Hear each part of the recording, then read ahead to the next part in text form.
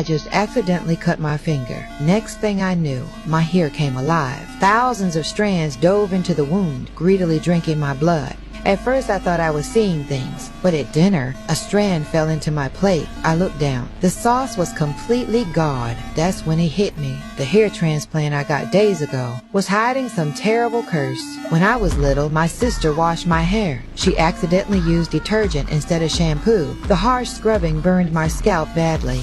Since then, I couldn't grow long hair. I had to wear an afro to hide the scars. My adult life was a total mess. Co-workers always mocked my hairstyle. I worked hard for decades, still invisible at the company. Even my boyfriend said I wasn't good enough for him. He dumped me right then and there. Heartbroken, I decided to change myself. I took all my savings, walked into a hair salon. The place was filled with imported hair. The stylist swore to me, everyone who got transplants here became absolutely irresistible. I immediately picked the long black hair, told her to get started right away. The transplant hurt way more than expected. The stylist tied my original hair, bundled it into tiny braids. Then, without anesthesia, needled the new hair into my scalp strand by strand. The pain almost knocked me out, but I gritted my teeth for beauty. Finally, the pain made me pass out. When I woke up, the woman in the mirror stunned me. All that pain was suddenly worth it, but the stylist warned me, this hair must never touch water. Water would make it fall right off.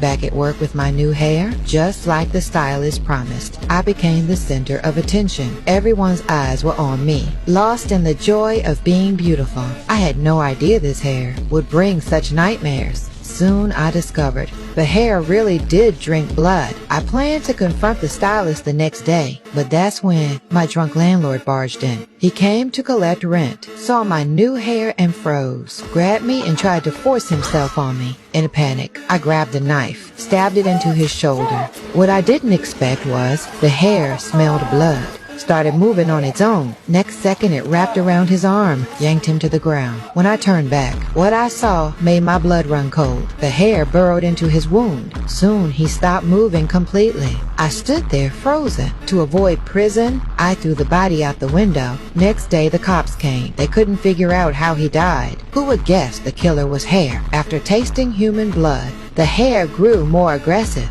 That night, my period started. I was about to put on a pad when something happened that broke me.